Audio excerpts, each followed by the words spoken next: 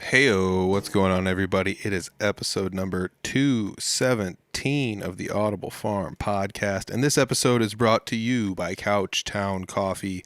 Couchtown Coffee, it's roasted right here in Iowa. It's roasted to order. All you gotta do is make an order.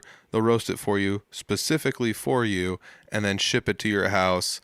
And all you gotta do is grind it up and have some of the best coffee you'll ever have. I mean, that's what I say, anyways. It's my favorite coffee. I drink it all the time. I love it. Check it out, couchtowncoffee.com. All you got to do is find a coffee you like, and then let them know, make an order, let them know Audible Farm sent you. They'll give you 20% off because Couchtown Coffee is that awesome. Roasted right here in Iowa. It's my favorite coffee. Check it out, couchtowncoffee.com. Thanks, Couchtown. This episode is also brought to you by the patrons over on Patreon. We've got a bunch of them over there. I got to say thanks to each and every one of them, helping us out. $1 a month, watching video versions of the podcast over on the Patreon. I got to say thank you to Patrick and Nate and Eric and Vince and Ronley and Andy and Abby and Matt and Harold and Justin and the McAllister Hours podcast, who also supports us, as well as American Made Music, a band from Iowa that also supports us. Thank you all very much. Like I said, $1 a month over on the Patreon page. You can watch video versions of the podcast. Check it out.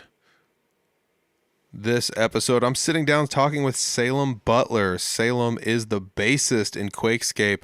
Saelim has come up on the podcast prior. Long ago, we did an episode with a couple of gals from the band Uncle, and Saelim played bass in that band, and we've been Facebook friends since, and we didn't quite get an interview lined up with Saelim before Uncle ended up kind of disbanding, but he ended up joining up with another band that kind of has buddied up with the podcast in one form or another. We talk about it a little bit. Dick is short for Richard, another band that plays punk music. But this band, Quakescape, is going to be a rock band, hard rock, things of that nature. They are newly formed. Like I said, Saelim is the bassist. A past guest on the episode, Ryan Craig, is playing guitar for him. So it's kind of cool that you get to follow the journey and as the story as it changes through the years with this, and kind of see who joins up with what bands and how they end up interacting with each other in the future. So it's kind of cool that the Uncle episode and the Ryan Craig episode from back in the day ended up merging together to get to this Saelim Butler episode. Like I said, Saelim plays bass in Quakescape, a newly formed band. They're going to be playing some hard rock. They were recently interviewed on Big Don's Local Music Roundup out of Keokuk by Brian Joe. We talk about that a little bit in the episode. We talk about Saelim's past, how he got started with music, what he likes to play, what instruments he's played, and things of that nature. So I love this episode. I sit down, I finally get to talk with Saelim, basically for the first time ever, even though we've been Facebook friends for a while. So this is going to be a fun one. I got to say thanks for listening, and you guys are going to love it. So check it out. This is episode number 217 with Saelim Butler, the bassist for Quakescape. It's the Audible Farm Podcast with your host, Peter Stockdale.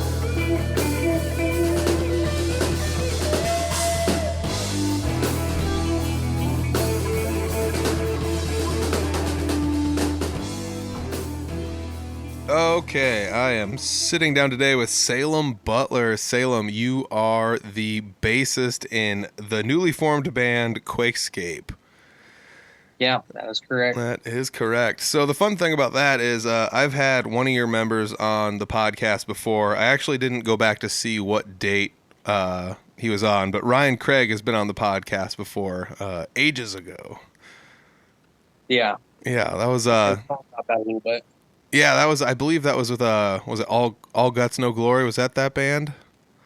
I probably, yeah. I think it was during that time span, but yeah, I mean it's kind of crazy how this is all kind of coming full circle because I mean, not only are you in a band with him, but you were also in a band with some other people that I had interviewed a long while ago, and that was with the band Uncle.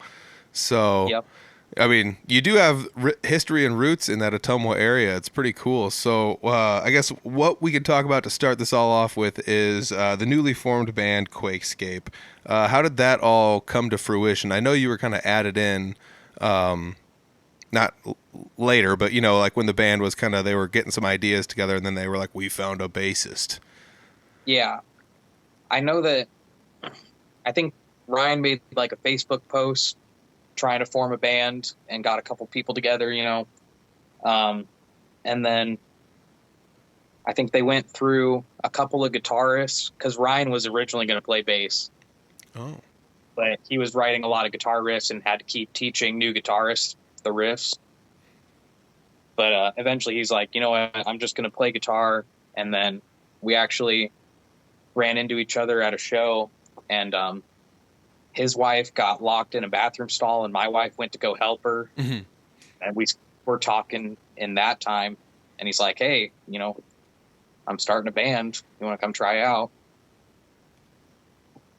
Dude, Yeah. that's awesome. I mean, it's the classic band tryout story of my wife got locked in a bathroom stall. I mean, who hasn't heard it 1,000 times before, right?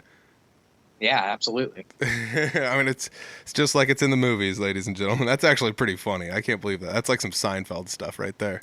Yeah. That's cool, though. I mean, like, Ryan's been on the podcast before. I mean, I know, like I said, you've been in other bands as Uncle. Dick is short for Richard. So you're not shy to the music scene. Was Uncle the first band you were in, or were you in music before that? Uncle was the first band I was in that played shows. I did write a song or two with a guy before that, but it didn't really pan out. So Uncle was the first like actual band I was in. All right, so let's build a timeline with all this. So how far back does it go? Where does the inspiration start for you to play music? Was it did somebody show you a guitar once, or did you play like trumpet in school or something and eventually switch, or what's the go-to here? I started on guitar when I was like 7 or 8 years old. What? Yeah. That's crazy. I started taking lessons from Nick Sorak when I was a little kid, and just, you know, immediately loved it. And I got really into The War I Survived. And I've been playing ever since. I started playing the bass when I got into high school. Did you do anything with like jazz band or anything like that? Yeah, I played in the jazz band guitar, and then I played in the high school show choir band.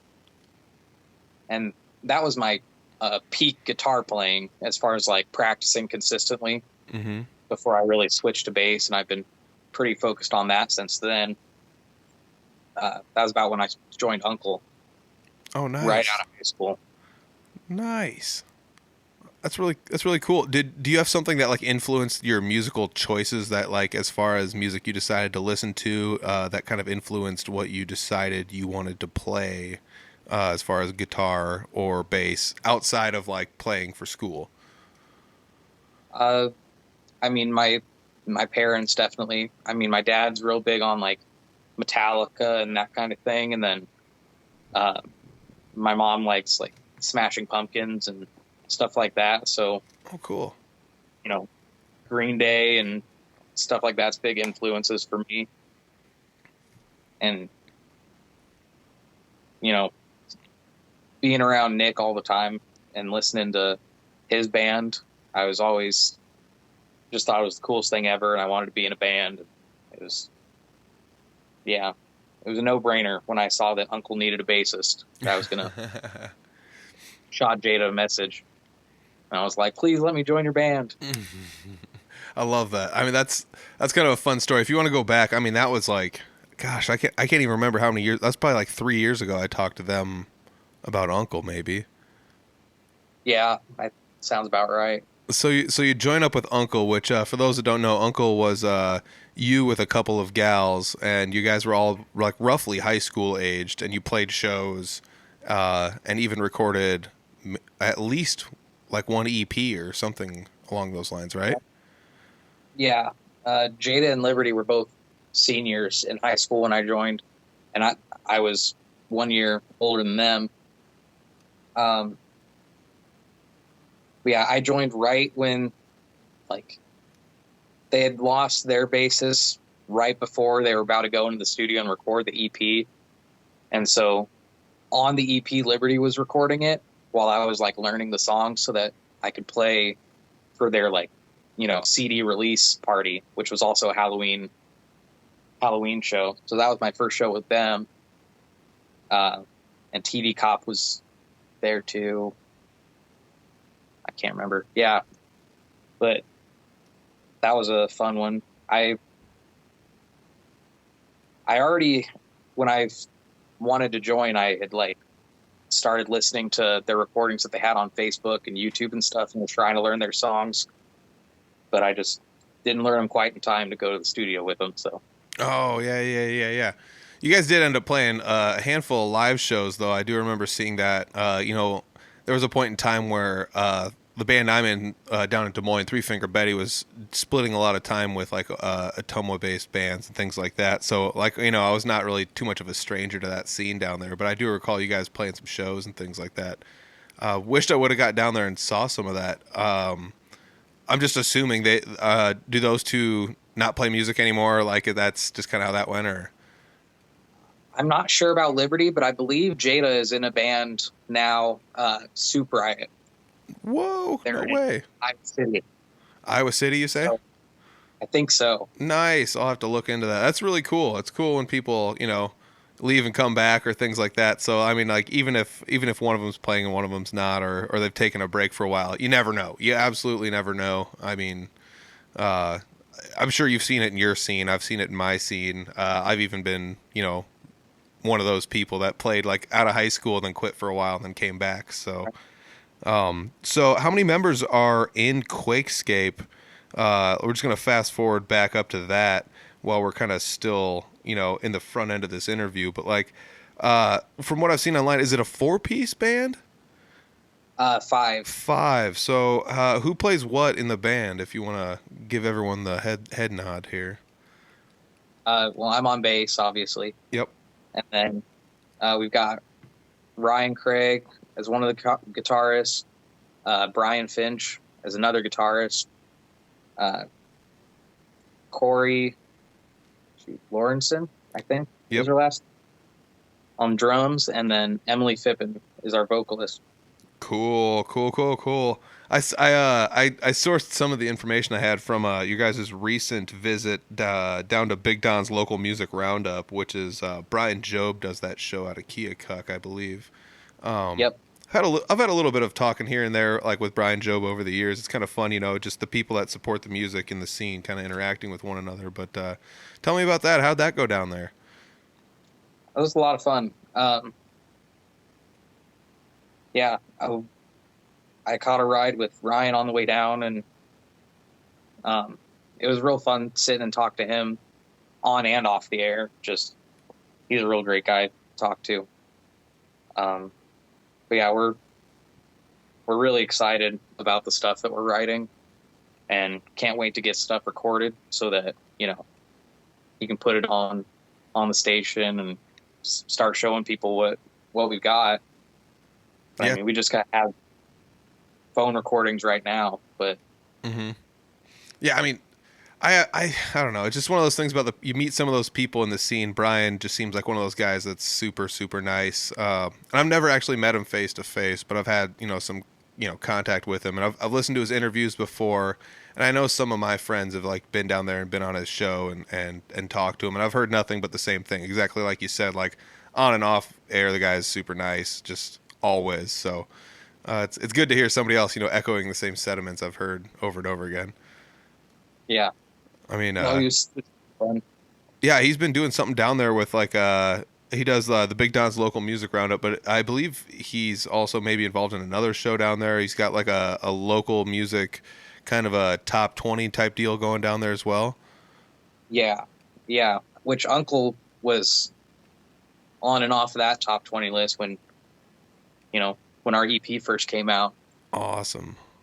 So I started listening to his radio station around then, and I started listening to your podcast around when you interviewed them too. So yeah. I mean, that's just one of those fun things about, like, it's just, you just reach out and you kind of interact with people and you kind of start to make the circle smaller, the music circle, the family. It just gets a little tighter, it's just kind of fun how that all ends up working out, you know. And like I said, you run into Right. cool people like Brian Job, and it's also one of those fun things where like I feel like I've been Facebook friends with you for years, and this is basically the first time we've ever talked to each other. Yeah. But that just, you know, that comes back to you being an uncle in the uncle days. And so let's now that I brought Uncle back up, so you did tell me you spent some time with the band Dick is Short for Richard. Did you play bass with them as well? Yeah. And we're not doing a ton right now, but we're not like completely done yet either. We're still talking about playing shows and maybe writing some new music. It's just on hold a little bit at the moment, you know, life stuff. Yeah, But, totally makes sense. Who all's in Dick is Short for Richard? Paige Klaus, and she has some solo stuff that she does too. And Melissa Podliska. Oh yeah. She had a podcast for a while, didn't she? I think so. Yeah. I'd have to look it up.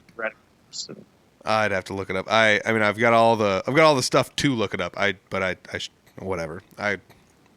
It's on the Audible Farm website, I'm sure. If you scroll to the bottom, at one point in time, I put it down there. I was trying to like have this catalog of all of the podcasts or like, you know, interviews and segments and radio stations that did like local stuff that had them cataloged. I tried to find as many of them as possible to put them in one spot to help people out. But yeah, that's really fun. I remember talking with Melissa about that and having her say that like they recorded theirs on a phone, and it's like, how did you get it to sound so crystal clear like recording onto a phone? So that also goes to show you anybody can podcast any way they want to and it can still sound good, you know. Right. So as far as Quakescape, so we've pretty much gone Uncle to Dick is Short for Richard, and you're still in that band, but it's like possibly maybe on like a little bit of a break or hiatus, or you never know, so don't unfollow that one. But Quakescape's the new one, so that's the journey you've been on so far in your musical journey. Yeah. So you've decided bass is the way you're gonna go. It's a 5-piece band. What kind of music would you like categorize what you guys are making? Is it something kind of a meld of what you grew up listening to, or? This one's definitely a little bit more hard rock than some of the other stuff I've done. I've been in, you know, in the punk realm mainly, but I don't know. It's hard to pinpoint, you know, a genre just because we all have such wide range of interests and music tastes and such. But I guess like a hard rock band. Yeah. Uh, So, yeah. oh, go ahead. I don't know. I feel like our combination of inspiration is working really well. We're coming up with some really cool stuff. Nice. So you guys, how many like, do you guys like writing in the practice space to like do live shows, or have you played a live show yet? I guess I haven't seen anything online, but that doesn't, you know, I also could have missed it. You know, the internet is the way it is and the algorithm and whatnot, but or is it like, are you planning to go to the studio first, or what's your main focus out the gate with the band so far? I mean, right now we've just been writing and working on a few covers. So we're planning on playing some shows in the spring, hopefully. You know, wait until it stops being cold and then get out there. But we're definitely talking about recording too, just because, you know, we want to get stuff for people to listen to as soon as possible, have CDs or whatever when we do play shows. And nothing set in stone yet, but it's definitely a lot of talk about it. Yeah, I mean, I feel like that's like one of those like things as a band you kind of you figure out on the go, but at the same time you kind of figure out what's going to work best given the scenario ahead of you. Like you guys said, you kind of want to wait till it's a little bit warmer out to play some shows, which does yield you some time over the winter to possibly record some stuff and or get it mixed. Do you guys record stuff like in-house there? Do you have somebody there? Do you have you ever like I believe we talked about it on the Uncle podcast, going to the studios, but have you ever been in a studio and like recorded anything, or what's the agenda on the recording end? I've never actually recorded before, so that's going to be new for me. I'm pretty excited about it, just because I've never done it. But Mm-hmm. I we might be able to record. We're practicing in Fairfield. We're like renting out a music room in the university there, and they're talking about maybe having some recording stuff coming into there. Ooh, that'd be cool. So that'd be pretty cool. We could just record the same spot that we're practicing in. Yeah. But I mean, everybody's, friends with somebody who records. So if that doesn't work out, then we'll figure something out. Truer words have never been spoken. That's so true. Everybody knows somebody that records. Man, and that's very true. I mean, there are a lot of places out there. I know there's places, near Ottumwa that are very good, within half an hour to an hour drive from there. So it's not like you guys have a shortage in that end of the state of good places to go if you need to. Yeah, for sure. Absolutely, absolutely. So let's talk about playing some live shows. Like as far as live shows, are you guys thinking you're gonna stick closer to your Ottumwa-ish area, or are you guys looking to maybe go out and about and play some shows? Iowa City, Cedar Falls, Des Moines, anything like that, or Quad Cities, or what? I mean, I'm down to play anywhere, and Corey's in Keokuk, so we're probably going to go down that way quite a bit too. And we're trying to get in the running to play at the Battle of the Bands in Quad Cities. So yes. Right now we're trying to bring votes on that. I remember seeing some stuff on that. We did get a message about that in the Three Finger Betty space. We'll have to see what goes on. I do recall, maybe it was last year or the year before, but one of the years we were fairly close and got etched out the last week or two, and it was a close one. But yeah, that voting on that is really fun. If you guys want to see some bands on there, definitely go there and vote in your favorite. Vote in Quakescape. I mean, Three Finger Betty's not on the ballot as of right now, I don't think. So yeah, vote in Quakescape. Hell. Oh, Three Finger Betty is on there right now, I believe. Oh snap! I've got my vote. I've got my vote sitting there. Sweet. I'll have to go down and give me a vote on there too. I'll have to go vote on somebody. Oh man, you only get to vote for one, and there's so many bands I want to vote for. That's like the funny thing about, like, I'm sure you feel this too. Like, you've been in bands, but you said that you met Ryan at a show. So like, you go out and you support other bands and other musicians and stuff like that. So you do want to see your friends play, and you want to see your friends do good. And you want to see the music scene grow, right? Yeah, absolutely. If there's ever shows when I'm not at work or whatever, I try to go see people. It's always fun. Do you guys have a lot of venues down in the Ottumwa area still? Not a ton. Got a handful of them. The Eagles Club's the main one that's coming to mind. Nice.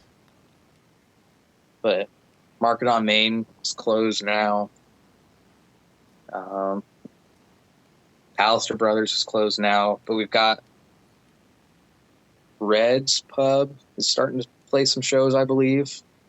So I haven't been over there yet, but I hear it's all right.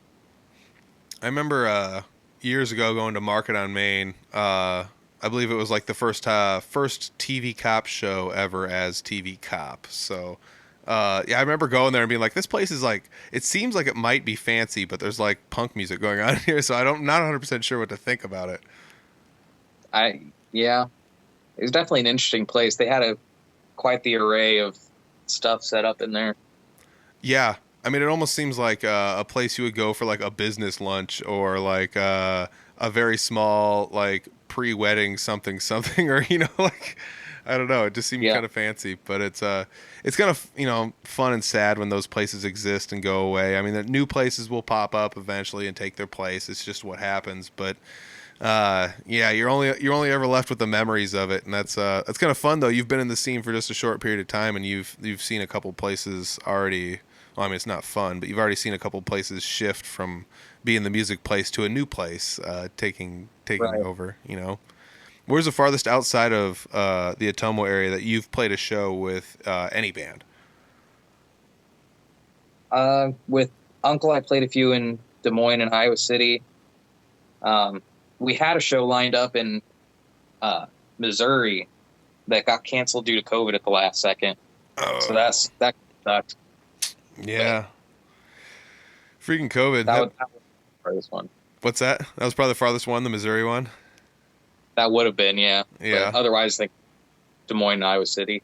Yeah, I mean those are the hotbed areas. I mean that's pretty much where most of the I would say like the music that you and I and like bands in our area, like the original rock bands, that's in metal, that's a big hit. That the Quad Cities maybe. There's some in Waterloo here and there. It's just not as common, but I mean there's definitely some there. And it's kind of weird because I feel like every city kind of has little pockets of music where it's like, well, there is those, but there, like Des Moines does have like independent rock, but they also do have like there's a country scene and like a singer songwriter scene and like your solo Right. acoustic guy in a bar scene. Is there any of that in Ottumwa? Because I know it's a decent sized city. It's not like mega huge, but it's still a decent sized city. Are there places like that play more of like the singer songwriter crowd, but not necessarily the rock crowd? I know there's a country crowd around there, um, but I mean, Paige is like her solo stuff's kind of singer songwriter stuff, and she's been doing. She hosts the open mic. It was at Palliser's. Now she's doing it at Reds. So I know that there's some stuff like that there. Um, I don't know. I guess most of the stuff I see is the rock, Yeah, stuff, just because that's the people I know and what I'm into. But yeah, yeah, totally. I mean, I get it. It wasn't until I started like trying to play more jammy stuff that I started going to jam nights, and that's kind of what opened me up into getting into like that kind of stuff. Otherwise, I would, probably never have even leaned into that or tried to. But yeah, that's pretty much where my connection with like the country and singer songwriter scene started was with that. So yeah, it comes back down to like preference. It's just what I chose to do at the time, and it ended up working out a certain way for me. So I'm kind of lucky. I get to see all the venues that are in my area and like some of the ones that are in other areas I play in. But the thing that kind of sucks is there's like so many venues. It's like I'll never get to play there with this band, So like or I'll never get to play there with that band. There's also some of those, but it is also kind of fun when the singer songwriter guy for some reason or another ends up at Boggs Hole Avenue Tavern in Des Moines, and it's like, yeah, all right, that's cool. Have you ever? What's that? there was a show with Uncle that we played, and there was like just a handful of guys playing jazz. It was like a bunch of punk bands, and then it's a jazz show, and it was fun. It was like not what I was expecting to hear that night, but it was still a lot of fun. Yeah, I love it when shows like that happen. Or like you get booked on a show and it's all punk, and it's just like this doesn't seem to fit the crowd that's actually here, Or like sometimes those shows do happen, and it's just kind of like, well, you just got to kind of make the best of it. And you mentioned one there, like being booked with bands that are super different. Yeah. Yeah, have you ever had any shows like that where you show up and you're like, oh, we're in a fancy venue and it's like people in dresses or like whatever. Have you ever had any shows that were like super weird, like that? Not really. Other than that jazz one, that was at Gabe's in Iowa City. Oh yeah, yeah. Oh shoot. I mean, for the most part, it's been. There was one house show that we did that it was, we were like the little punk band, and it was a lot of heavy bands playing. That one, I felt a little bit out of my element, but it was, they were all super nice and it was fun. But Yeah, I I love the house shows because that's usually what it is. It's just an absolute mishmash of God knows what kind of music. And It always seems to be like about half really heavy metal bands, and it's like for some reason these people that have like spikes and makeup on and they look scary, they're like the nicest people in the building. Yeah. I love it. I love it. I'm trying to think of like weird places we've played. I've mentioned it on a prior podcast, but I would highly suggest this show to anybody that's thinking about like maybe wanting to just go on a jaunt to play a show somewhere. But Three Finger Betty played a show called Punk Rock Tacos in the outskirts of Chicago, and it's like cool. We're gonna go to play this punk rock event. It's there's tacos, you know, whatever. It sounds really fun. And so we show up to this place, and it's literally like a Mexican restaurant, and it's just a Mexican restaurant with like a stage that's like big enough for like a mariachi band to stand on, maybe. I And love that. and so that's like what it was. It's like the day was like the Mexican restaurant has a punk show. People come in and eat. There's punk music playing like all afternoon into the evening, and that was the event we got booked on. And it's like that's kind of neat. Let's go through this show or whatever. But the long and story short is like there's all sorts of punk music going on. There's an area they cleared out with tables where people are like kind of around the stage and dancing and doing, you know, the punk stuff. But there's like also like families with babies eating like enchiladas and stuff like sitting in there. And Just they had no idea there was going to be a punk show that night. yeah, and they came in and sat and ate their food like through the whole entire thing. We're there for like an hour, and it's like, man, this is wild. Like if I came into a Mexican restaurant and there was punk music, I'd be like weirded out. But maybe they did know, and they were bringing their kids. Yeah. I don't know. It could be one of those things, you know. Maybe in the bigger cities, I didn't know this, but maybe it's like punk music and Mexican food go hand in hand. I don't know. Like, Right. you live and learn, though. I try to think about those kind of things. Everybody Like, well, yeah, everybody likes tacos, of course. Yeah, I mean, come on. But I think about those kind of things though too, with like getting booked on shows and trying to like, you know, at least do your best, like being booked around bands and things like that are like might be different than you, and it's not always an easy thing, you know. That just comes back down to like music's not always an easy thing, because if you end up with a situation where maybe you have like you guys, you have a band, you've got songs, you're writing them and things like that, you know, you still got to like play the shows. You still got to go out there and record the stuff. So you've got like all the basic steps down. You just need to get your next ones down. And it seems like you guys have a plan. I just can't wait for warmer weather so I can actually like possibly book a show with you guys, or squeak over and see you guys somewhere. You know, maybe on the eastern end of the state somewhere. Yeah. Yeah, definitely. I've let's see, what else we got on the pod? Oh yeah, you guys got social media for the band, don't you? Yeah, we have a Facebook. Facebook for sure. I guess I don't know if we have anything else. Yeah, I found the Facebook, but I also that's like the social media I spend the most time on. So I found that one, but I'll have to search on the Instagram and stuff. I will do all of the hunting and whatnot. We can confirm after the episode whether or not you've got some of those goodies, but yeah, I'll make sure to post them all down below. So if anybody's wondering, like, how do I find this band Quakescape? How do I know when your show's going to be? Like, whether or not you're going to have merch, or are you guys going to have recording? And if you do, when's it coming? If you guys have any questions on this, they will keep you updated on social media. Their Facebook, they do make posts regularly, so it's definitely worth checking out. The links are in the description. So if anybody's wondering that stuff, that's where that's at for sure. Is there any stories you've got that you think we need to add to this? Let me ask you that. I suppose if going back to, you know, when I was first getting into music, my first experience actually playing with other musicians was actually, I had learned how to play Low by The War I Survived, and Nick decided that he was going to let me come to The War I Survived practice and play it with them when I was like maybe 10 or 11. Mm-hmm. So that was a really cool experience for me. And, you know, that's probably where like I really started pursuing music more so than just like practicing scales and, you know, a different kind of love for music. Yeah, that was a lot of fun.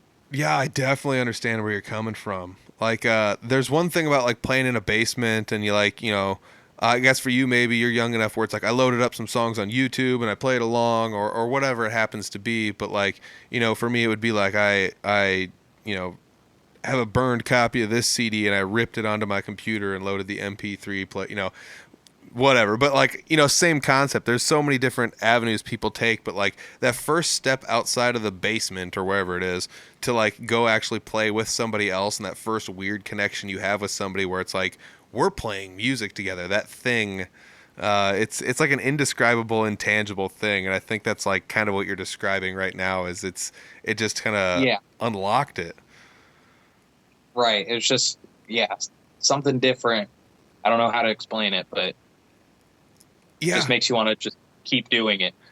Yeah, and I feel like the thing for me that excites me about it is like, if I'm just throwing out, if I'm trying to play a Megadeth song at home and I'm playing along and I'm playing the rhythm part and somebody's shredding the leads on the recording, it's like, cool, this person's really good or whatever. I'm playing some crazy riffs along with whatever, but at the same rate, like I feel like when I'm going to jam nights and playing with people where it's like this is somebody's first time playing this song, let's see how it goes. Like it still feels basically the same way because you're still like in this space with somebody creating something, and even though it's not 1,000% perfect and really intricate and fast or like whatever, it's that thing where you're with somebody making music with them.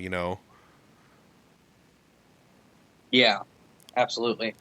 I feel like that's also one of those things when you like first join a band, you kind of like come in, you're a little bit nervous, like, is what I'm going to do going to fit this or like whatever. And, I'm sure it's no different. You just ease your way in. Yeah. Well, I mean, when I tried out for Quakescape, I was ridiculously nervous, like more nervous than I should have been, just because I've only played in punk bands. And I was like, not sure if I was going to fit the vibe right, but I guess they like me. They let me join, so I must have done okay. But it's been a lot of fun. Ryan is like a riff machine, man. He's all the time just like having us check out these riffs that he's writing, and they're all really good. So I've been, it's been challenging me to write more and play more because I'm trying to keep up, write a bass line for the riffs that he's writing, Yeah. So that's been really fun. A good experience for sure. God, that's awesome. That's awesome. And it's probably fun for him, going over to guitar and just coming up with all these riffs and just having someone like you to bounce the ideas off of, to be like, check out all this, to have an outlet for it instead of just being a basement rocker, like we said before. Are you a songwriter? That's always something that comes up. I'm not super great at it unless I have somebody doing the bulk of the work. What's the go? I mean, for every band I've been in, it's been different, which has been really interesting. Just like working with different people and seeing, how they work and everything. So I try to be, just go off of whatever makes the other person more comfortable. But like with Uncle, we would all sit around the table and like pass our instruments to each other. Everybody was playing everything and, saying words, and whatever stick was the song. With Dick is Short for Richard, we've been more like, it seems we haven't wrote a ton of stuff since I've been in there, but it seems more like I wrote, here's a whole song and we're gonna play this whole song. And with Quakescape so far, I wrote some lyrics for one song we're working on called Black Widow. I know that Emily's husband has wrote a lot of lyrics that we've been trying to piece together with riffs that we're writing. It's always different, and I kind of like that. I like seeing how people's brains work, Yeah. That's crazy. That's like you guys are playing the puzzle game right now with Quakescape. You got all this material. You're just trying to figure out the best places to put all the pieces. Yeah, for sure. Like maybe these lyrics will work with this one, and now let's try these lyrics and switching everything around. Oh man! But once we get on track with one, it's been falling into place really easy, and I think everybody's really excited about the stuff we're writing. That's good. I mean, that's as long as everyone in the band's on board. I mean, that's usually what it is. Especially starting a band from scratch. I'm sure that's the hardest part, is just getting everyone to be like, all right, let's make sure we all have the same idea for what we want to come out the other end. Like, it's not like this is what's going to happen, but like you get a song written and someone's like, wait, I thought we were making smooth jazz here. And it's like, no. Like, Right. dude, when you were talking about the writing style you had with Uncle, it kind of blew my mind, where you'd like, you I don't know if it's 2022. I don't know if this is acceptable, but you do like the Chinese fire drill where everyone would just switch. You're sure you can't say that. You can't say that anymore. Should I timestamp that and take that out? All right, cancel me. I'm sorry, everyone. They would do the fire drill thing where everyone would switch spots, and that's so wild to think that, like, yeah, I mean, obviously everyone can kind of probably play a little bit of every instrument to an extent, but I never thought, like, you could probably get a whole different set of inspiration sitting down at a drum set than you would, sitting at a guitar or whatever. Yeah. Well, I mean, when I joined, I don't know, I just had the assumption that the singer was writing the songs, but Jada was writing like half of the EP. It was half of it Jada wrote and half of it Liberty wrote. They worked together quite a bit, and then when I joined, getting in on that was a lot of fun. So we all just kind of played everything, and just whichever stuff we liked was what we ended up playing. It was a lot of fun. God, that's crazy fun. I mean, that just sounds like a studio party, or like a musician's dream, or like what you hear about those stories about like guys in the studio. It's like, well, so and so stopped by and he brought his bass, and they, blah blah this, that, and the other. Or you just lock yourself in a room and with a pile of instruments, and whatever comes out the back end comes out. And like that's super cool. I mean, it's almost like Beatles-esque or something. I don't know. Yeah. So, writing songs, is that something that's always been something something that you've done, or was it like tough at first and you kind of get better at it as you go, or do you write pieces and kind of plug them together, or what is your songwriting style like personally? Let me ask you that. It just depends, because sometimes I'm at work and I just like a phrase, I'm like, that's a good chorus, and so I'll start kind of writing words. But if I'm messing around with a guitar or a bass at home, I'll get a riff that sounds fun. I'll kind of plug stuff together. But I don't know, my recipe for punk songs is pretty straightforward. It's like, I'm angry about this and I'm going to write a song about it, But with Quakescape, I like read a Wikipedia article while I was writing the song, you know what I mean? Mm-hmm. So it's, that's different, but usually I'm just, short and catchy choruses, and just whatever sticks in my head. That's what I kind of base it off of. And then the verses are, come after, try to fit everything together, tell a story a little bit. Yeah. I mean, I songwriting in general just blows my mind. I don't do enough of it to be I haven't figured a pattern out that works for me. I'm not good enough at it. I figured out some like basic formulas, but like everything using these basic formulas just sounds like a basic song that everyone writes, So you got to try to like break that mold, and that's something I haven't been the best at doing or figuring out. And it's always intriguing to hear everyone's stories like yours, like, do I write a hook first? Do I try to write this chorus that everyone's going to get along with? And then what do I put in the verses if I do the verses? Or what's the lyrical content going to be? Like you said, I almost have to read a Wikipedia article in order to like educate yourself prior. But that kind of stuff has seemed to work for other bands. I mean, like Iron Maiden wrote songs about books, and it's not uncommon for other bands to have done that either. Like Rush did the same thing. Come on. Right. Like, take a known story and just kind of put your own spin on it. Yeah. I mean, that's the way it is. I mean, so is that like what we can expect out of you guys? Something between Rush and Iron Maiden out of this, or what? Like, I mean, maybe. We've got a lot of different influences. Emily's an amazing singer. Like, her voice is crazy, and everybody just like, meeting them for the first time, everybody's so chill and laid back, and like you wouldn't, I don't know, I wasn't expecting what came out of the practice to be what happened. It was just like, it really feels like the dream team because everybody just gets along so well, and the way we write music, it's all working out really well, and everybody kind of has the same goal in mind. So I'm hoping that, once we start getting some stuff recorded, that everybody else likes it as much as we do, Having a female vocalist, like probably has bigger range than a male vocalist, I'm just assuming. So does that open up the songwriting quite a bit? She definitely has more range than I do. So when I'm writing, I write it to where I can sing it, which I'm not much of a singer. I sing just enough to get the point across so somebody else can sing it for me, Mm-hmm. But yeah, she has quite the range. Our covers that we're doing, like there hasn't been one that she's like, I can't sing this one. You know what I mean? Yeah.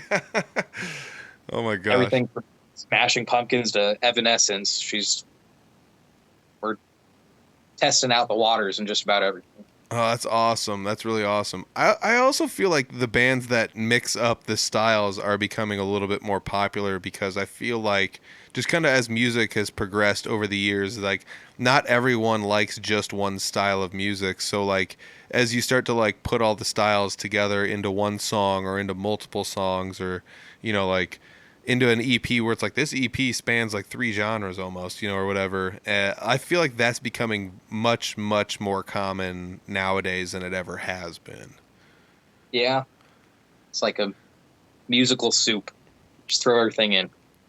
Yeah, I'm not really that upset about it either. And I'm not trying to say like this is the way of the future, everyone abandon your old ways and go this way instead. But like, Uncle, punk band, Dick is short for Richard, I'd call that a punk band, but as you're describing Quakescape, it might not necessarily be 100%, just a rock band, or like saying hard rock or just rock is such a wide variety because it's like, what are we talking, like Styx and Foreigner here? Are we talking like Kiss or, like you said, all the way up to the Smashing Pumpkins or modern rock, like you said, Evanescence, is that rock music? Like what is rock, Yeah. It's really hard to pinpoint. Yeah, I think that'll be the benefit booking shows is it'll give you guys a wider array because I feel like you guys will be able to fit in with the punk bands and the metal bands just as much as anyone. Yeah, I agree with that for sure. Just when, we're all living in different towns, so we are all, friends with different people in different bands, so having the connections everywhere, I think will be a good thing when we start playing shows, because we'll be able to be like, already have a friend that's here, get a show started. Yeah, I mean, 100%. It should not be undersold, like the ability to like network and know people. Like you said, you went to a show and you ran into Ryan. I mean, that's just how it worked. You network, you know people, you kind of run into people, and that's how opportunities come out. And I know some people are like, I just want to play music. I don't want to network. And it's like, well, I mean, if that's all you want, that's cool. But like, if you guys want to do something and try and like build or have like different opportunities, that might benefit you to do that. And like you said, you guys by happenstance, you all live in different towns or different areas and know different people from different music scenes. So it just kind of works out like that. But I've been in bands that did not have a very big, networking base, and you end up just kind of like piggybacking on other bands, and it doesn't always work the best. But it does help to go out there and kind of meet who else is out there and talk to them and stuff like that. Hey, that's what the podcast is about. You know what I'm saying? Yeah. So everyone meet Saelim Butler. That's what I'm talking about right there. Yeah. Oh man. So we're getting close to an hour here. We've got a little bit of extra stuff added in here on the end. I do think this should be good enough for an episode. Saelim, I do want to say thank you. It's been, like I said, it's been wild. I did talk about this a little bit at the beginning, but I knew the gals from Uncle. I did an interview with them.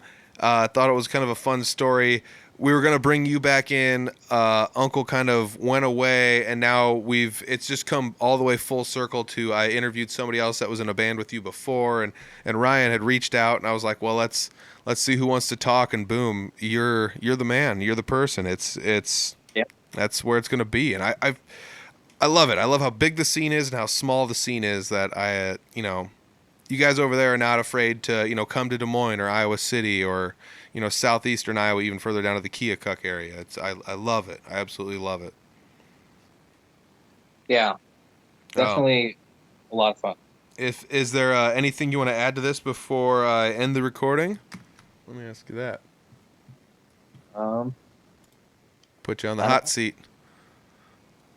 I'm just really excited to finally get our stuff out there so people can hear it, so that we can stop talking about how great we're going to be and people can judge for themselves what they think of us.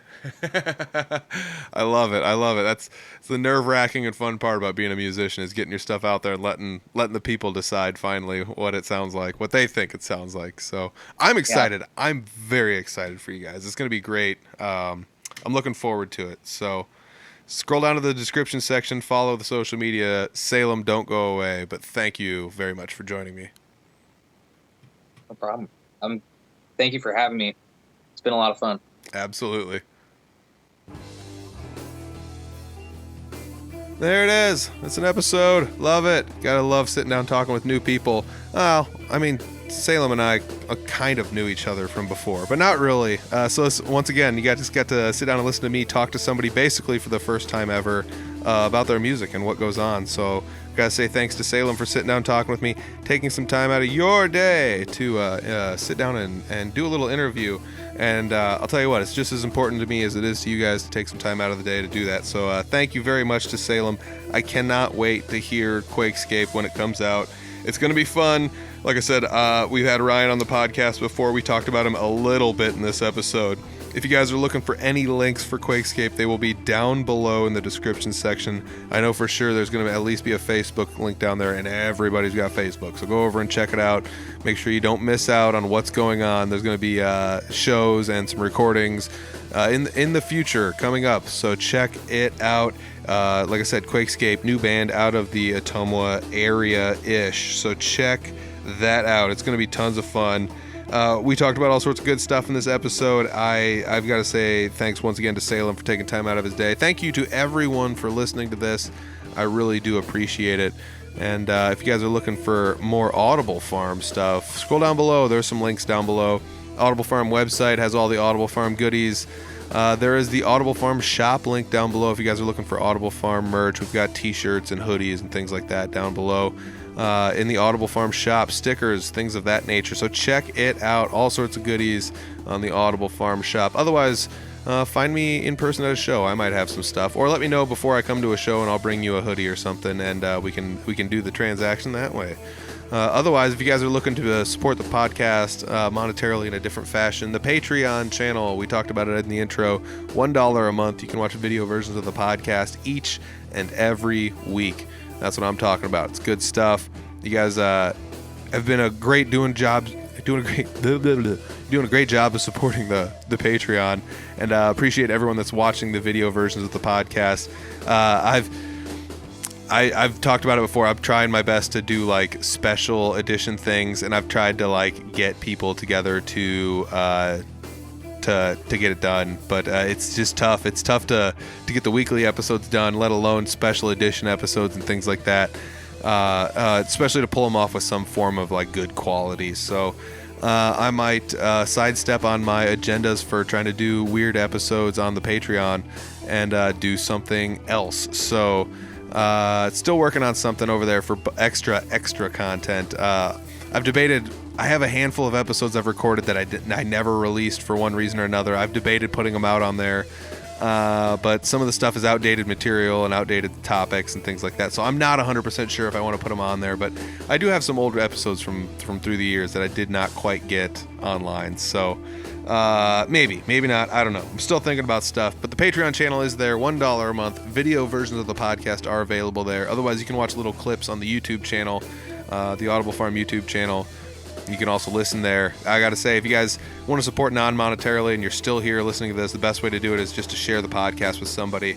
Let them know what you think. And yeah, that's pretty much it. You guys are making me proud listening each and every week. I love it. I'm glad that people share the episodes around and let people know, and the people that want to listen end up listening each and every week. So thank you guys very, very much. I appreciate it. I'll catch you next week. Peace.